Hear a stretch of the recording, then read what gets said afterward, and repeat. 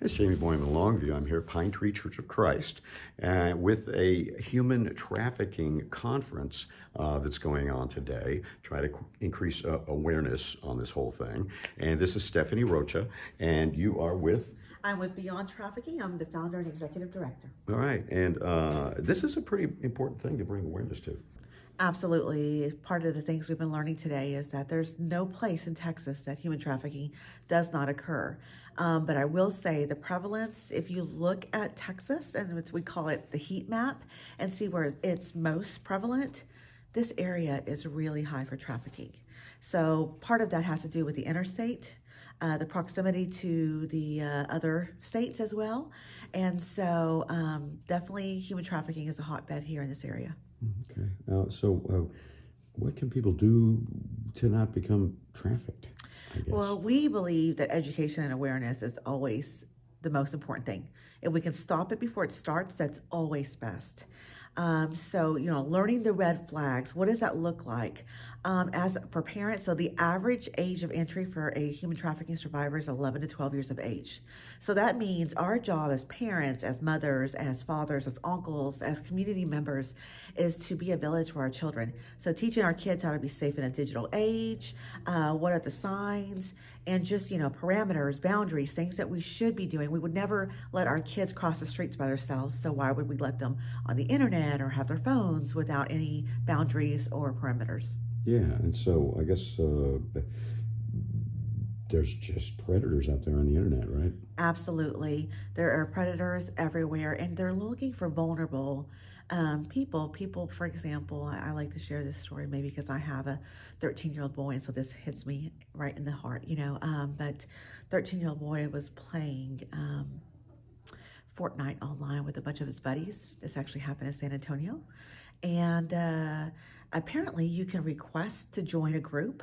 And so somebody requested to join a group. It was supposedly a little boy from the other side of town. And so somebody let him in. And so they're playing Fortnite online because traffickers definitely take their time in that grooming process.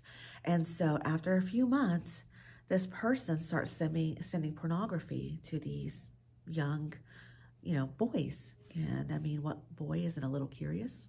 So now sextortion comes in. And so trafficker is watching to see which child has the least amount of supervision, maybe a little bit vulnerable, maybe needing a little love and attention and not getting it because parents are busy and they're working.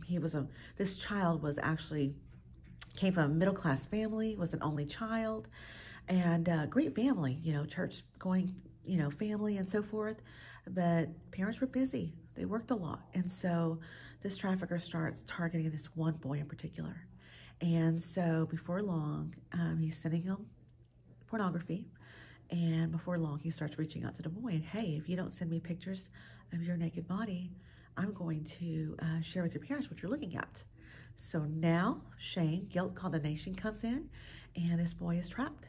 So he's like, well, let's just pick their pictures. So he starts doing it. So that goes on for a while. And then this trafficker, which turned out to be a 56-year-old man, starts messaging the boy and says, hey, if you don't meet me, I'm going to share these pictures of your naked body with your classmates. That's the worst thing in the world you could do to a teen. So before long, he's been exploited. Parents have no idea. He is leaving school. He is meeting this person after school. His images are being sold on the black market, and he's stuck. He is stuck. And so I share this story because as parents, as family, we have to come together and learn the signs. The only signs this parent had was that this child had been dark. Things he cared about, like baseball, and his grades started dropping. He just didn't care anymore. And so we have to learn those signs and how to keep our kids safe. And that's what trafficking looks like predominantly in America. I think that, especially in this Texas area, I think most people think it looks like the movie Taken. And they're taken to other countries, and they're held in cages and bondages. And I work in other countries. That absolutely does happen, but that's not what it looks like here. So I think the education and awareness piece is key. Okay. So this 11-year-old, what happened? Well, so the way he got out of it was he was actually missing so much school that the school contacted his parents, and the parents are like, "What are you talking about? What's going on?" So mother starts getting on his computer and realize what's going on. And I mean, can you imagine the effects of the trauma that this occurred for this little boy? I mean, he is going through so much, and his parents had no idea. They were great parents, but they just didn't know the red flags. So that's why here at HEPTA, we are so excited to educate this community. What does it look like? Make sure that community partners, for example, law enforcement, the judges, the DAs, we're all working together to combat trafficking, to educate this community and share how when we come together, and we're all busy building our own little trails, but if we come together, we can build a mighty highway and stop this. So I guess continuing the story a little bit more, apparently before there was an abduction, it was stopped because parents recognized the signs, right? Yeah, so parents recognize the signs, absolutely, because so the thing is, this little boy was meeting this gentleman, and he was performing and doing things he was forced to do. However, he was going home every single day. So that's my point, is most people think that they are just taken and abducted and are gone, never seen again. That's not what it looks like often. Matter of fact, I have a girl that I've been working with for 2 years. She goes home every morning, but at night she has to work. And so it's one of those things that we have to change the narrative and understand what that looks like. And I think sometimes trafficking is really hyper sensationalized. And so we have to look at what it really does look like, especially in our community. Like every population, for example, when I go work in Africa, the vulnerable populations are the widows. So when I go work in Peru, the vulnerable population are the immigrants. So here, what is the vulnerable population in Longview? What is the vulnerable population for this county? So I think, in my opinion, I'm not from here, but I think it would be our unaccompanied youth. I think it would be also maybe our immigrants. So I think that those are the things we have to look at, see what is the problem and how do we address it. Yeah, and I suppose, with single working parents, That's right. probably bad news too. That's exactly right. Making sure that our children have mentors, they have places to go, safe places, whether it's Boys and Girls Club, Big Brother, Big Sisters. Those kind of programs help keep eyes on our children. That way we can work together to make sure these things don't happen. All right. Anything you'd like to add? No, I mean, most people, so first of all, January is Human Trafficking Awareness Month. So that's another reason that we're hosting this event this month. So people always ask, how can I get involved?